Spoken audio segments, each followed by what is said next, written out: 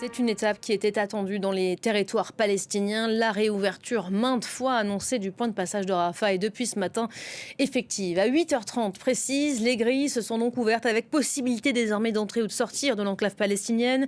Une étape positive saluée dans un premier temps par la chef de la diplomatie européenne. Mais attention, les transits vont rester strictement conditionnés. La circulation se fera seulement au compte-gouttes, ne dépassant pas pour le moment 50 personnes par jour. Bonjour Bouchra Khalidi, vous êtes directrice des politiques de l'ONG Oxfam en Palestine. Merci d'être avec nous. On va aller prendre le pouls dans quelques instants à Gaza City où nous attend Rami Amoudjamous. Mais d'abord, cette question qu'on a envie de vous poser, on vous a régulièrement entendu dans les médias appeler à la réouverture de ce point de passage ces derniers mois. C'est une bonne nouvelle, cette étape aujourd'hui? Oui, bien sûr. Enfin, toute réouverture de Rafah après des mois de fermeture, elle est significative et attendue. Bonne nouvelle, c'est un peu trop tôt de parler de bonnes nouvelles. On a trop vu de réouverture les dernières 2 années. Donc ça existe sur le papier, mais ça s'effondre dans la réalité. Donc ce qui compte, c'est pas le point de passage qui ouvre, mais c'est que les Palestiniens puissent réellement se déplacer librement, en sécurité et sans contrôle israélien. Et c'est aussi une façon d'appréhender, j'imagine, indifféremment l'avenir. Racontez-nous ce qu'une telle étape peut représenter dans la vie, dans le quotidien, dans la projection aussi des Palestiniens. Parce qu'on dit fermé depuis des mois, depuis mai 2024, 21 mois de fermeture, ce n'est pas rien évidemment. Comme je vous ai dit, ce qui compte davantage encore, c'est que cette réouverture permette réellement aux personnes de se déplacer avec dignité et de rentrer chez elles aussi, si elles le souhaitent. Je vis ici en Cisjordanie, à Ramallah. Je suis travailleuse humanitaire et pourtant, moi, je ne peux pas rentrer à Gaza pour soutenir ma propre communauté. Ma famille aussi a été brisée par la fermeture de Rafah. Sur une vingtaine de proches à Gaza, nous avons réussi à en faire sortir que 5 en mai 2024 à un coût énorme. Les autres sont toujours piégés à Gaza. Donc c'est pour ça que les gens, on a peur de célébrer des annonces comme telles. Les déplacements dépendront-ils toujours de l'approbation israélienne? Est-ce que les personnes seront-elles refoulées après avoir franchi le point de passage? Est-ce que les familles seront-elles séparées de manière permanente?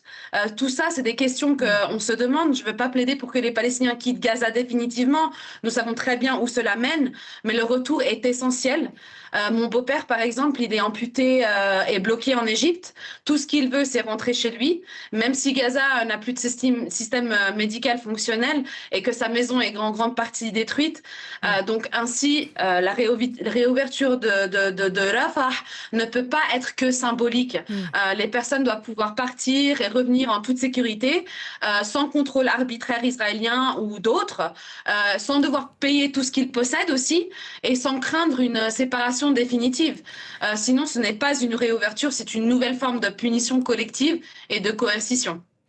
Bouchra, pardon pour la question qui va probablement vous paraître naïve pour la Palestinienne que vous êtes. Vous nous expliquez que vous avez votre famille dans les territoires palestiniens, mais je trouve qu'elle mérite d'être posée quand on entend en tant qu'occidentaux, en tant qu'occidental, réouverture du point de passage de Rafah. On s'imagine tout de suite des Palestiniens qui ont envie de partir. Vous nous expliquez, c'est très important de pouvoir rentrer de nouveau dans l'enclave palestinienne. C'est aussi important de pouvoir sortir que de rentrer.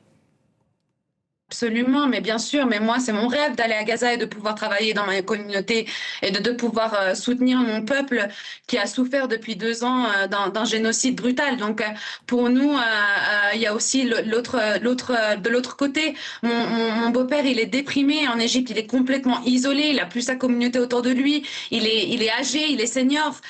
Donc, pour lui, il veut mourir dans sa patrie, dans sa maison, dans son lit, et pas tout seul en Égypte dans un appartement amputé, coincé dans une chaise roulante. Donc vraiment, pour nous, c'est les deux côtés. Il y a des gens qui travaillent aussi à Gaza. Par exemple, moi, mes collègues, ils ne vont pas quitter Gaza et ils voudraient pouvoir venir visiter leur famille et retourner au travail, par exemple. Donc, et ça n'a jamais été le cas avec Rafah, même avant le octobre 2023. Donc voilà, pour nous, une ouverture, ça veut dire la liberté aussi. C'est pas que l'entrée de matériel et que les évacuations médicales. Ça a une grande définition pour nous, la réouverture de Rafah.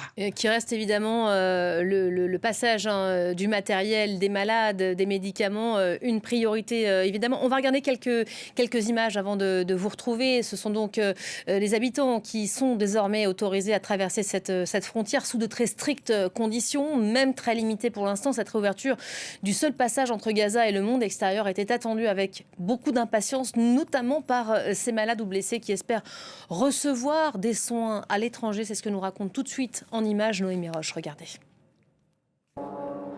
Pour Mohamed Nassir, l'espoir réside dans ce document qu'il ne quitte plus des yeux.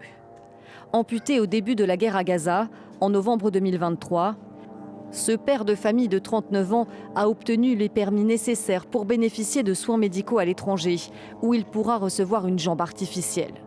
Son précieux sésame en main, il n'attend désormais plus qu'une seule chose, pouvoir franchir la frontière pour rejoindre l'Égypte. Le point de passage de Rafah est une bouée de sauvetage.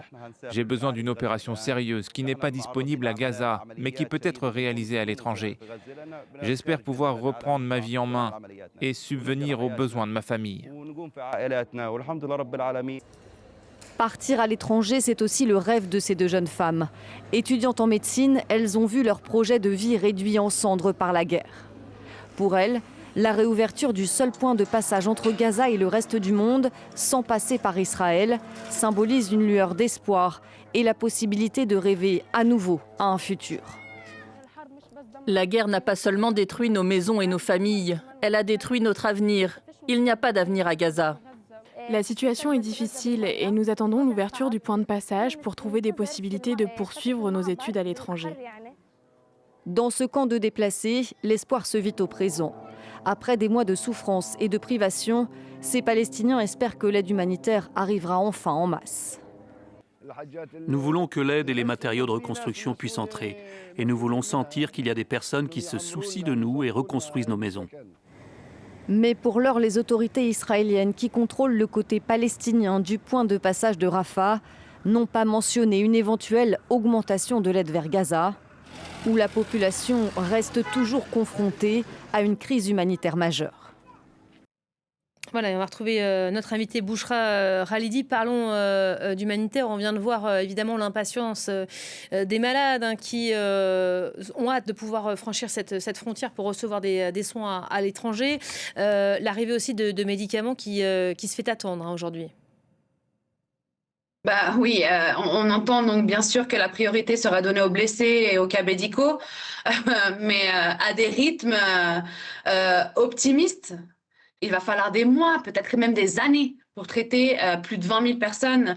Et ça, c'est seulement les cas médicaux existants. N'oubliez pas que Gaza était sous bombardement hier. 33 civils sont morts. La plupart des enfants, on va continuer à voir, je pense, j'assume, des bombardements, puisqu'ils ne se sont pas arrêtés vraiment depuis le cessez-le-feu officiel. Donc on aura beaucoup plus de cas médicaux aussi. Donc cela signifie que, en fait, pour la majorité des personnes, cette réouverture, elle ne changera pas du tout la réalité quotidienne. Si seule une infime fraction de la population peut se déplacer, tandis que des millions restent piégés, ce n'est pas une solution, c'est un rationnement du droit de circuler. La même chose pour l'aide humanitaire. Si on voit le compte-gouttes qu'on a vu depuis les dernières 2 années, encore une fois, c'est une ouverture symbolique. Et nous avons besoin de bien plus que ça. Alors, on a des chiffres qui nous parviennent à l'instant. Je vais vous les donner, Bouchra Khalidi, en direct, qui nous viennent des autorités égyptiennes, donc des chiffres officiels depuis la réouverture du point de passage de Rafah. On apprend que 150 personnes sont autorisées à quitter Gaza, 50 à entrer. Il y a déjà une différence dans le rapport, là. Qu'est-ce que ça vous inspire, ces chiffres ? C'est exactement ce que je vous disais. Donc voilà, c'est encore une infime fraction de la population qui va pouvoir se déplacer. Tandis que en fait, le reste des millions, ils vont rester piégés à Gaza. Et comme je dis, le retour à Gaza, enfin, pour moi, 50 personnes, c'est des sérieuses inquiétudes quant au fait que le retour vers Gaza soit beaucoup plus restreint que la sortie. Si les On veut parties, les encourager à personnes parties quitter pendant Gaza. On veut encourager à quitter plus qu'à rentrer dans Gaza. Et bien sûr que non. Alors, je ne sais pas. En tout cas, les autorités israéliennes ont été très claires sur ça. Ce qu'on entend de Ben Gvir et Smotrich, c'est le déplacement forcé vers l'Égypte.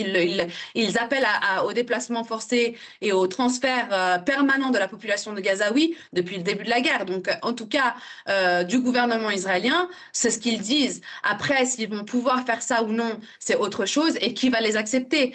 Et puis, bien sûr, ça reste un crime contre l'humanité et complètement en contravention du droit international. Le droit de retourner chez soi ne doit pas être effacé discrètement par des décisions administratives. Les personnes qui sont parties pendant la guerre, y compris les nouveau-nés, s'ils se voient refuser la réentrée, et ben cela risquera aussi des séparations permanentes et un déplacement forcé de fait en contravention du droit international. Sauf que là, aujourd'hui, Bouchra, il y a un cadre, on vient de le dire, extrêmement strict posé par l'État israélien. Oui. Encore une fois, le rôle des parties, de la communauté internationale, de l'Égypte, des missions européennes sont très importantes ici. Mais encore, le contrôle et la surveillance, ils ne peuvent pas compenser un contrôle politique. Ce qui compte, c'est que les Palestiniens puissent se déplacer sans veto israélien, pas simplement savoir qui appose le premier tampon. Donc, encore une fois, il reste à voir comment se développera cette semaine même. Avant de rejoindre Rami, qui est à Gaza City, pour nous, une question, Bouchra, en tant qu'ONG, Oxfam, est-ce qu'elle est tenue informée de ces conditions de circulation ou pas du tout ? Non, pas du tout, puisque nous avons été désenregistrés par les autorités israéliennes à la fin de décembre. Donc, nous savons pas du tout quelles sont les conditions de Rafah, mais nous sommes absolument prêts à augmenter significativement l'acheminement de notre aide si l'accès est réel, s'il est prévisible, s'il est sécurisé. Mais bien sûr, cela suppose que Rafah fonctionne de manière régulière, sans interruption soudaine ni blocage en aval. Nous n'avons pas vu ça depuis les deux dernières années. Donc, encore une fois, l'aide humanitaire, elle ne peut pas dépendre de mécanismes exceptionnels ou militarisés ou privatisés. On avait déjà vu ce que ces modèles font et ils ont échoué et ils ont laissé des civils sans protection. Donc, cet accès humanitaire, il doit être régi par le droit international humanitaire et les besoins civils des Palestiniens à Gaza est géré par des organisations avec des principes comme celle d'Oxfam et leurs partenaires locaux. On va aller retrouver tout de suite Rami qui nous attend à Gaza City. Bonjour Rami Abou-Jamous, en direct de Gaza en ce premier jour de réouverture du point de passage de Rafah. La première question évidemment qui est posée, j'imagine un moment, s'il reste symbolique, important pour les Palestiniens. On peut dire oui, c'est une fenêtre d'espoir, mais pas plus que ça, parce qu'avec les conditions de sortir et de revenir, c'est des conditions vraiment très strictes. Donc, on peut dire que c'est juste une fenêtre d'espoir, mais pas plus, parce que s'il faut sortir 150 personnes par jour et 50 qui peuvent rentrer, il fallait des années, comme Bouchra il a dit, pour évacuer les 20 000 blessés et patients qui doivent se faire opérer ou bien soigner à l'étranger. Aujourd'hui, jusqu'à présent, ils ont déclaré l'ouverture du terminal à 8h du matin. Jusqu'à l'heure où on est en train de parler, ils ont juste demandé à 5 patients, avec chacun deux compagnons, pour monter dans un bus pour aller à Rafah pour sortir. Et jusqu'à présent, ils ne sont pas sortis. On parle aussi qu'ils ont demandé à des employés de l'autorité palestinienne d'avoir accès aussi au terminal Rafah par Gaza, et je crois aussi que c'est pas encore le cas. On a vu du côté égyptien, avec les médias égyptiens, comment il y a des dizaines de personnes, des Palestiniens qui veulent retourner, et jusqu'à présent, ils sont pas entrés dans la bande de Gaza. Donc, on voit très bien qu'il y a beaucoup d'obstacles, et ça se voit que l'ouverture de terminal Rafah, c'est juste une façade, ou juste pour faire plaisir aux Américains qu'ils ont fait pression, mais il n'y a pas de fluidité de faire partir les passagers. Il y en a beaucoup qui veulent partir, il y en a beaucoup qui veulent rentrer, comme l'oncle de Bouchra, qui absolument il veut rentrer. Moi, je connais d'après l'ambassade. L'ambassade palestinienne en Égypte, il y a à peu près 60 000 personnes qui se sont inscrites pour retourner à Gaza. Et bien sûr, il y en a beaucoup à Gaza qui veulent partir, comme le reportage que vous venez de montrer. Il y a des étudiants qui veulent partir aussi, non pas que des blessés. Il y a aussi des gens qui veulent fuir l'enfer à Gaza, ils ne veulent pas rester à Gaza, ils veulent partir. Mais malheureusement, ce qui s'est passé aujourd'hui, il y a toujours la procédure de partir, c'est toujours flou. On ne sait pas comment, qui fait quoi. Et jusqu'à présent, il y a juste 5 personnes, même sur les 150 qui devaient partir. Aujourd'hui, on parle juste de 15. Ils ne sont pas encore sortis. On est là, il est 14h à Gaza. Et malheureusement, rien n'est fait. Donc, pour le moment, c'est juste une bonne fenêtre d'espoir pour les Palestiniens, mais pour le moment, cette fenêtre est à moitié ouverte, et que c'est pas vraiment à l'attente de besoins de la population palestinienne à Gaza. Rami, vous l'évoquiez à l'instant, cette réouverture marque évidemment une étape majeure dans le plan de paix américain de Donald Trump. On est maintenant à la phase 2 de ce plan. Que peut-on dire sur la gouvernance de Gaza aujourd'hui ? Oui, normalement, les premiers qui devaient rentrer, c'est le comité qui a été créé par l'administration américaine, et qu'il y avait un consensus depuis beaucoup de pays pour que ce comité de 12 personnes gouverne Gaza. Pour le moment, c'est le gouvernement du Hamas qui est en train de faire tout le travail public. Donc, depuis que le cessez-le-feu, ils ont rouvert les ministères. Il y a aussi la police. On a vu que la dernière fois, hier, les Israéliens, ils ont bombardé le commissariat de police. Il y a eu plus de 15 morts, parmi eux 4 policiers. Et justement, c'est parce que les Hamas, ils ont déclaré que la police est prête à accueillir le comité. Donc, ils ont ciblé la police pour lui dire que non, c'est pas vous qui vous gouvernez. Il y a aussi tout ce qui est état civil. Le gouvernement du Hamas, il donne les actes de naissance et surtout les actes de décès, parce qu'il y a des dizaines de milliers qui sont morts, ils ont besoin d'actes de décès. Les tribunaux aussi. Donc, tout ce qui est service public qui est en train de fonctionner, c'est toujours les fonctionnaires du gouvernement du Hamas qui sont en train de servir la population. On attend de ce comité de venir et voir comment ils vont gouverner. Malheureusement, tout est flou. C'est pas que l'ouverture de terminal Rafah, le devoir ou bien le pouvoir de ce comité-là, comment ils vont procéder. Est-ce qu'ils vont travailler avec le ministère de Gaza? Est-ce qu'ils vont employer de nouveaux employés? Tout est flou, et surtout que la population attendait qu'ils seront les premiers à entrer dans la bande de Gaza. Jusqu'à présent, c'est pas le cas. Je crois qu'ils n'ont pas encore eu le feu vert des Israéliens pour entrer. Mais on sait très bien à la fin que tout ce qui se passe à Gaza, les clés étaient dans la main des Israéliens et bien sûr les Américains. S'il y a une volonté d'améliorer un peu la vie quotidienne des Palestiniens, mais pour le moment, ce n'est pas le cas. Merci beaucoup Rami en direct de Gazaville pour France 24. Bouchra Khalidi, on évoquait le passage à cette phase 2 qui a donc démarré au début du mois, et la réouverture du point de passage de Rafah évidemment fait partie de ces étapes. Comment est-ce que vous l'appréhendez, vous, cette deuxième phase ? Pour moi, il n'y a pas de cessez-le-feu.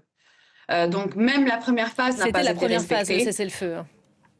Donc, pour moi, je n'ai pas vraiment de grandes attentes de phase 2 parce que la phase 1 n'a pas été respectée et nous n'avons pas vu vraiment de changement matériel avec l'arrivée du Board of Peace en novembre. Je rappelle que la résolution des Nations Unies du Conseil de sécurité date de novembre. Ça fait quand même plus de 3 mois là. De ce qu'on entend sur le terrain de nos collègues, de nos équipes, mais aussi de ma la famille.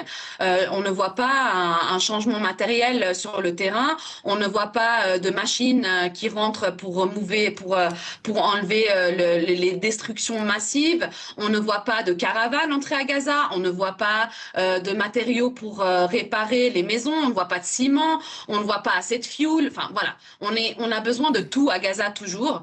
Donc, pour moi, sur le Board of Peace, si on veut parler de ça, il faut être très clair. Aujourd'hui, ce n'est pas simplement une question de qui administre le territoire, mais de conditions structurelles. On parle d'années de blocus israélien sur Gaza depuis 18 ans. On parle de bombardements répétés et de contrôle externe de frontières. On parle de déplacements forcés depuis 2 ans continus et des ressources complètement vidées de toute capacité de gouvernance civile normale. Donc, dans ce contexte, oui, l'idée d'un Board of Peace ou d'un mécanisme international de gouvernance peut sembler bien sûr séduisante, mais elle comporte de sérieux risques. Aucune structure internationale ne peut remplacer l'autodétermination des Palestiniens et des Palestiniennes, ni fonctionner de manière crédible tant que le siège israélien et que le contrôle externe est persistant. Je suis désolée. Donc, si un tel mécanisme de phase 2 doit être envisagé, il ne doit être que temporaire, strictement encadré et orienté vers un objectif, mais absolument clair, mettre fin à l'isolement de Gaza, mettre fin au siège israélien sur la bande de Gaza et rétablir la liberté de mouvement des Palestiniens et rouvrir pas seulement Rafah. On parle de 7 points de passage avec Gaza, entre Israël et Gaza. Vous dites l'aide existe, mais ce qui pêche aujourd'hui, c'est pas les moyens qu'on pourrait déployer. Les camions, on les a, l'aide aussi, ils attendent aux différentes entrées. Ce qui pêche, ce sont les accès, 7 points d'accès à Gaza que vous appelez à la réouverture. Rafah, c'est une première étape forcément. Absolument, exactement. On en a 7, toutes et pas seulement ouvertes aujourd'hui et fermes demain, parce que nous voyons aussi ce schéma où on a des Rafah Kerem Shalom qui est ouvert aujourd'hui et fermé le vendredi à 15h et ensuite qui réouvre le dimanche à midi. Enfin, donc on a besoin aussi d'une ouverture prévisible et sécurisée, parce que aussi on sait que parce que les gens sont tellement désespérés qu'on a eu plein de Justement, oui. Bouchra, les priorités, quelles sont-elles aujourd'hui? Parlons des Palestiniens dans le besoin. Ils sont passés relégués au 2e, au 3e, même à la fin de l'actualité internationale. On parle beaucoup moins de Gaza dans les médias. Les priorités aujourd'hui pour les civils, quelles sont-ils? L'eau, l'alimentation, le fuel? Les besoins sont immenses, ils sont immédiats. On a besoin de soins médicaux, on a besoin des évacuations médicales urgentes, on a besoin de médicaments, on a besoin d'eau potable, on a besoin de matériaux pour l'assainissement, on a besoin de plus de carburant pour les systèmes vitaux, on a besoin de nourriture suffisante, on a besoin aussi de rétablir par exemple les fermes à Gaza pour que les gens puissent aussi planter et pas que de survenir aux besoins avec un kilo de farine. On a besoin aussi des abris dignes. On a vu des gens mourir dans leur tente pendant cet hiver rude à Gaza. On a besoin d'une protection pour les familles qui ont été séparées et pour ceux qui ont été forcés déplacement. Il faut être clair, aucune réponse humanitaire ici ne peut composer l'absence d'accès et de sécurité et du respect du droit international. Ça, c'est à la communauté internationale. L'État français, par exemple, a des obligations à protéger les organisations humanitaires pour qu'elles puissent faire leur travail. Elles ne l'ont pas fait. Les États membres et la communauté internationale n'ont pas protégé les organisations humanitaires aujourd'hui, c'est la réalité, qui sont ciblées par les colons, notamment Cisjordanie occupée, on en parlait hier récemment. Travailleurs humanitaires et par les autorités ont été tués depuis les dernières 2 années. Et les autorités israéliennes qui ont annoncé hier la fin prochaine des activités, notamment de MSF dans la bande de Gaza, parce que l'organisation refuse de donner la liste détaillée de ses personnels. Ça nous rappelle quand même sensiblement ce qui s'est passé avec l'UNRWA, dont l'un des bâtiments a été démoli puis incendié ces dernières semaines. Comment est-ce que vous le vivez en tant que membre, partie prenante d'une ONG Oxfam ? Encore une fois, la crise humanitaire à Gaza, ce n'est pas une crise de logistique, c'est une crise politique, c'est une crise d'accès, c'est une crise de protection et de droit. La réouverture donc de ce point de Rafah, c'est peut-être un tournant, mais seulement encore si elle est réelle, si elle est durable, si elle est respectueuse des droits des Palestiniens. Sinon, encore une fois, tout ça, ce sera une annonce de plus à Gaza et les annonces ne sauvent pas de vie à Gaza. Donc voilà, pour moi, c'est encore le système d'occupation israélien qui coercit et contrôle pas seulement les organisations humanitaires, mais la vie et notre droit de respirer ici en Palestine, dans le plus grand contexte, au large. Bouchra, on vous a entendu beaucoup cet été sur les antennes, alerter avec beaucoup d'émotions. Vous nous parliez de votre famille qui est encore à Gaza, sur l'état des plus démunis, des plus fragiles. Alors il y a évidemment les malades, les personnes âgées, mais aussi les enfants qui continuent de mourir de faim aujourd'hui encore. Et vous disiez il y a quelques mois, on demande aux enfants de ne pas jouer, parce qu'en fait jouer c'est se fatiguer et prendre le risque d'accélérer l'arrivée de la mort. C'est encore le cas aujourd'hui. Quelle est la situation ? Absolument. On a encore vu, on a vu le rapport de l'IPC en décembre.